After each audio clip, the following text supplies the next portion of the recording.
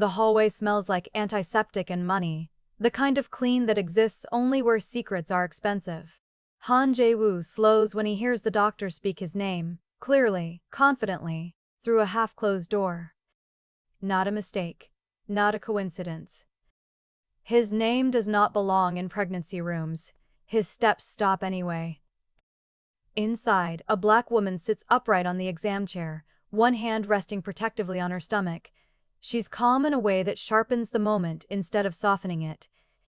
No tears, no panic. Just a quiet resolve that feels heavier than fear. The doctor keeps talking, unaware he's being overheard, voice steady, clinical. The father is Jae-Woo. The world tilts. A balcony flashes through his mind. Han River lights below, champagne untouched, a conversation that lasted hours because neither of them wanted to pretend. He remembers leaving before dawn, convincing himself it was discipline, not fear. The woman turns slowly. Imani Carter. The consultant his company hired. The woman he never touched again, because control mattered more than curiosity. He opens the door. Shuts it behind him.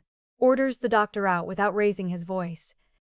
Imani stands, dignity intact even as her hands tremble. "I didn't come for money," she says quietly. "I came because you deserve to know." For the first time in years, Jae-Woo doesn't know what to say.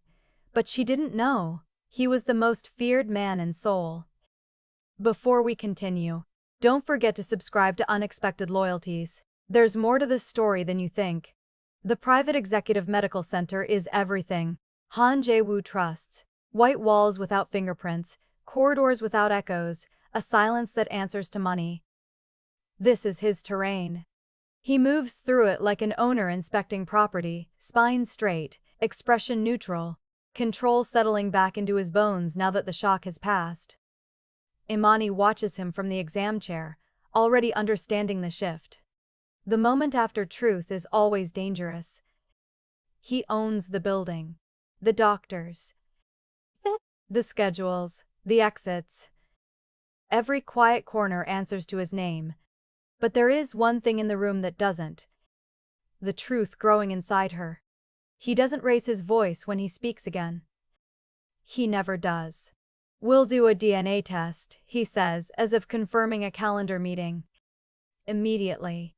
Procedure over panic, structure over chaos. Imani nods once. She expected this.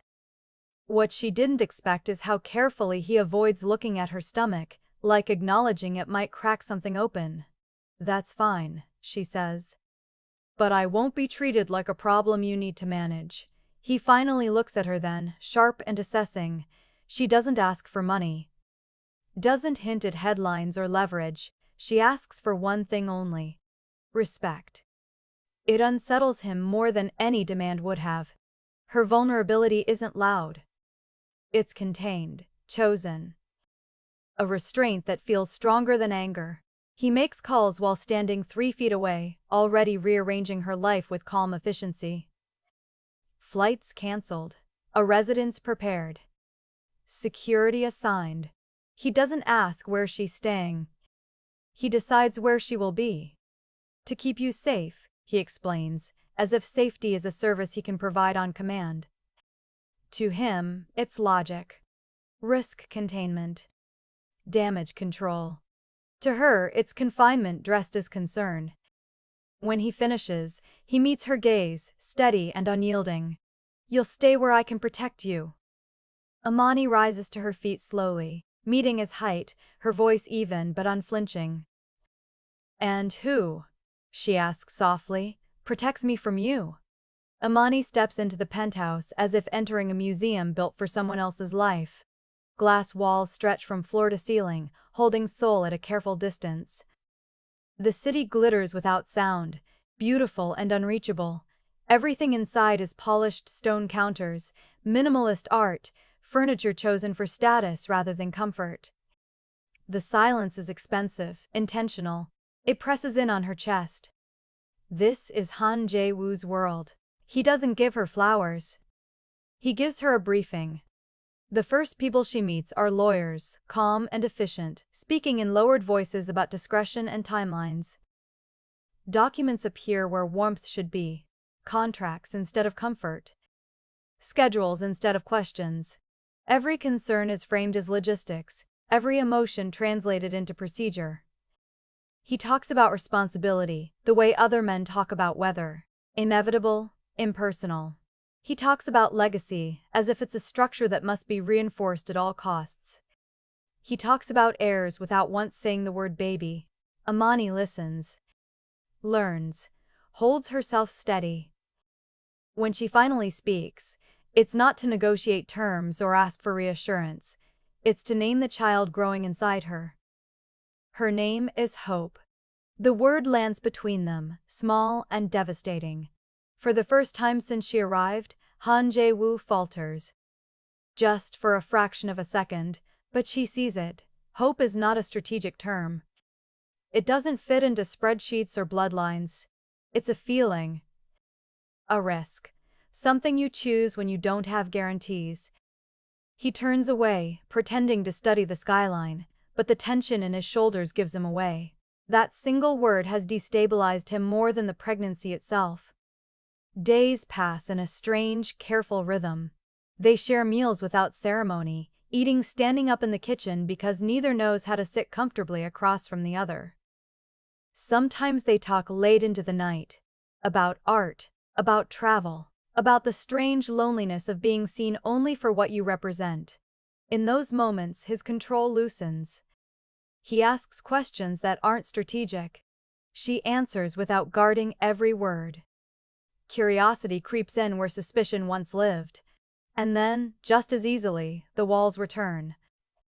She starts noticing things, security briefings whispered in hallways, calls that stop when she enters a room, men she doesn't know reviewing schedules she never agreed to.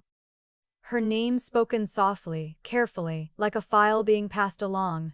It's subtle, but it's there. The protection feels less like safety and more like surveillance. One evening, unable to sleep, she wanders into his study. The door is unlocked. The lights are dim. On the desk sits an open tablet, the screen still glowing. She shouldn't look. She knows she shouldn't. She looks anyway. Her name fills the screen. Not just her resume or public history, but everything. Education, family ties, financial records, photos taken without her knowledge, dates, locations, notes, and at the top of the file a timestamp that makes her breath catch. Opened weeks before the pregnancy reveal. Her hands go cold. The realization settles slowly, painfully. This wasn't protection that followed truth. This was evaluation that came before it. She isn't just living in his world. She's been under review the entire time. The summons comes without warning. Not from Jae-Woo, but from the family itself. An urgent request disguised as tradition. A meeting that cannot be refused. By the time Imani arrives at the old family residence, she already knows something has shifted. The air is different, thicker, heavier, like a room that has already passed judgment before she entered. She sits across from people who do not look at her as a woman, or a mother, or even a person. They look at her as information. The truth detonates quietly. Her last name is spoken with recognition, not surprise. Carter. The room reacts before Jae-Woo does. He watches his grandmother's expression harden, sees his mother's lips press into a thin line. A dossier is placed on the table, slid forward with deliberate calm. Page after page of analysis, arrows drawn between corporations, timelines marked with red annotations. Chairman Malcolm Carter. Her grandfather. His family's oldest rival. The implication is cruel in its simplicity. That Imani was not a coincidence. That she was sent. That her presence in Seoul was strategy, not chance. The pregnancy reframed as leverage. The child reduced to a bargaining chip before it has even taken a breath. Jae-Woo feels the betrayal like a physical blow. Not because of the rivalry, he understands wars, but because the one thing he believed he'd uncovered on his own now feels staged. He looks at Imani, searching her face for confirmation, denial, anything that will let him breathe. Imani feels something worse than anger. She feels erased, as if every choice she made has been rewritten by someone else's intention. As if her body, her love, her fear have all been reclassified as tactics. She stands before she's asked to, voice steady despite the tremor in her hands. "Yes," she says quietly. "I was sent." The room stills. She doesn't stop there. "No, I didn't plan this pregnancy. And when my grandfather found out, he called it leverage." Her jaw tightens. "That's when I walked away." She tells them everything. The pressure. The threats disguised as concern. The inheritance dangled like a leash. The moment she realized that the baby inside her wasn't a weakness, but a line she would not let anyone cross. She cut him off, chose obscurity over power. Silence over weaponization. No one applauds bravery in that room. Jae-Woo offers solutions because that is the only language he has left. Money. Protection. Agreements that would make this go away quietly. She refuses all of it. Every offer sounds like ownership now. "I won't be hidden," she says. "And I won't be bought." That night, she packs. She doesn't cry. She doesn't argue. She leaves the penthouse the way she entered his life, without spectacle. Jae-Woo watches her go, tells himself it's necessary, that distance is safer than chaos. The door closes. The silence that follows is unbearable. And for the first time since control became his shield, Jae-Woo realizes he has just let go of the only thing that ever felt real. And the regret hits him before the elevator reaches the ground floor. The fallout comes fast and merciless, the way it always does when power senses vulnerability. Meetings happen without Jae-Woo present. Decisions are framed as protection, but they taste like erasure. Lawyers circulate NDAs with polite smiles. Payoffs are discussed as if they are acts of mercy. Quiet exits are planned for a woman who has already left on her own terms. The family convinces itself this is containment, not cruelty. Then the story escapes them. A single photograph appears online just after dawn. Grainy, imperfect, and devastating. Jae-Woo's hand is visible at the small of a woman's back as he guides her through a private entrance. Her face is half turned away, but her pregnancy is unmistakable. No context. No denial, just proof. The headlines erupt within minutes. Questions spiral. Speculation hardens into accusation. Commentators debate timelines, intentions, morality. Some paint her as a climber. Others frame him as careless. No one asks what it costs to be reduced to a rumor. Jae-Woo watches it unfold from a conference room filled with men who suddenly won't meet his eyes. His phone doesn't stop vibrating. Messages from his mother, his grandmother, the board. All saying the same thing in different words. Deny it. Control it. End it. That night, he stands on a stage beneath blinding lights, the company logo glowing behind him like a verdict. This event was supposed to reassure investors, steady markets, restore confidence. The script is simple. He has read it, memorized it. The moderator asks the question everyone is waiting for. Is the rumor true? For the first time in his career, Jae-Woo doesn't answer immediately. The silence stretches. He sees Imani's face in his mind, not crying, not pleading, just standing there, choosing dignity over comfort. He remembers the sound of the door closing behind her. How final it felt. He opens his mouth. And nothing comes out. Because denial would be easier than truth. But it would also destroy the last thing he didn't mean to lose. The cameras keep rolling. The silence becomes a statement all its own. Somewhere in the city, Imani watches the broadcast from a small apartment she chose herself. She turns it off before he speaks again. She doesn't need to hear what comes next. She has already made her choice. By morning, the analysts will say Han Jae-Woo mishandled the moment. The family will say emotion clouded his judgment. The media will move on to the next spectacle. But the truth lingers quietly, unspoken and irreversible. She left. And he was never the same. Change doesn't arrive in Han Jae-Woo's life as a moment of clarity. It arrives as damage control that no longer feels worth maintaining. He starts with the machinery around him, the systems he once trusted to keep chaos out. Assistants are dismissed, advisors removed. The source of the leak is identified and fired without ceremony. Long-standing consultants tied to legacy politics are quietly severed. For the first time, he chooses discomfort over obedience. The board notices. So does his family. He stops attending dinners where loyalty is measured by silence. Stops signing documents that turn people into problems. When asked why, he gives no speeches. He simply says no. The word feels unfamiliar on his tongue, but it steadies him. Still, none of it brings her back. He finds Imani weeks later, not through surveillance or private investigators, but through honesty. He asks. Someone tells him. She is living in a modest apartment on the edge of the city, far from glass towers and guarded gates. When he arrives, there are no security teams waiting outside. No black cars. Just a quiet street and a building that smells like detergent and rain. She opens the door herself. Her life is smaller now, but it's hers. A half-assembled crib leans against the wall.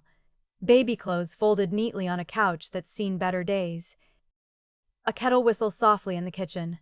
There is no fear in her eyes when she sees him, only caution. I didn't come to argue, he says before she can speak, or to take anything from you. She listens, arms crossed loosely over her stomach. He tells her what he's dismantled, what he's lost, what he's still learning to unlearn. He doesn't offer solutions. He doesn't promise safety he can't guarantee. For once, he doesn't lead with control. I was afraid, he admits. The words cost him more than any confession he's ever made. And I let that fear decide for me.